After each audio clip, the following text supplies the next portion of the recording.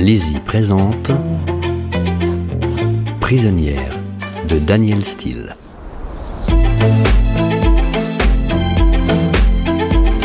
Lu par Max Joseph.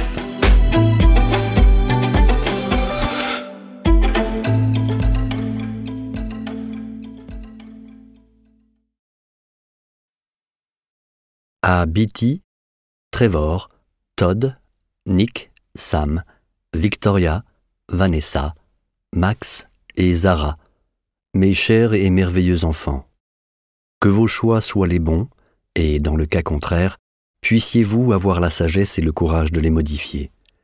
Puissiez-vous être heureux et serein, entourés de bonnes personnes qui vous aiment et vous traitent bien. Que vos trajectoires soient aisées, vos vies emplies de grâce, et surtout, rappelez-vous toujours, à quel point je vous aime. Maman, Danielle Steel. Chapitre 1. Au crépuscule d'une chaude journée de juin, le Princess Marina, un gigantesque yacht, était à l'ancre à la pointe du cap d'Antibes, non loin du mythique hôtel du Cap. Long de 150 mètres, il trônait à la vue de tous, tandis que les nombreux matelots d'un équipage de 75 personnes arrosaient et astiquaient ses ponts. Il suffisait aux observateurs de remarquer à quel point les hommes le semblaient petits, vus de loin, pour prendre la mesure de l'impressionnante taille du bateau, dont la coque était illuminée de l'intérieur.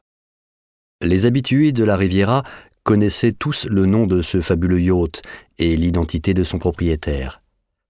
D'autres bâtiments, également trop massifs pour être amarrés au port, étaient ancrés à proximité.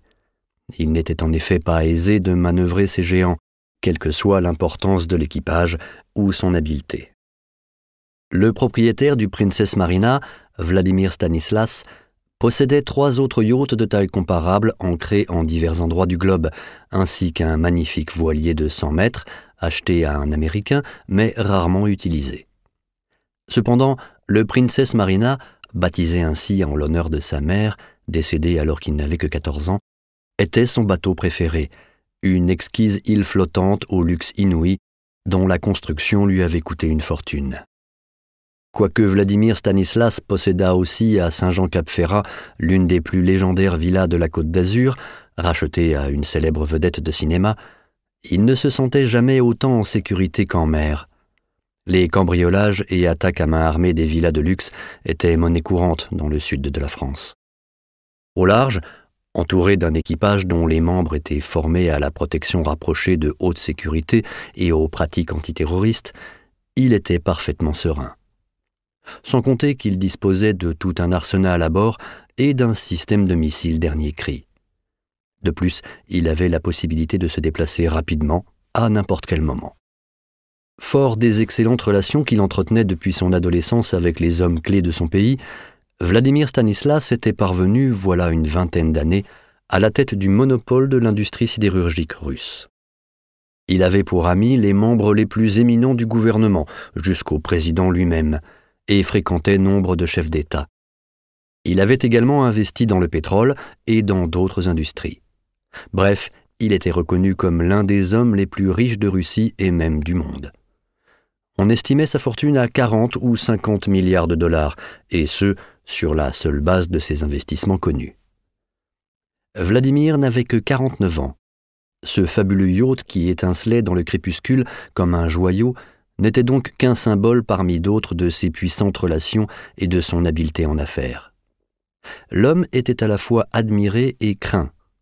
Ce qu'il avait accompli au cours des 19 dernières années lui avait valu la considération et l'envie des hommes d'affaires du monde entier. Il contrôlait aujourd'hui la majeure partie des nouvelles richesses de la Russie. Ceux qui le connaissaient bien et qui avaient conclu des contrats avec lui étaient conscients que l'histoire ne s'arrêterait pas là. L'homme avait la réputation d'être impitoyable et de ne jamais rien pardonner à ses ennemis. Il avait aussi la réputation de toujours obtenir ce qu'il voulait.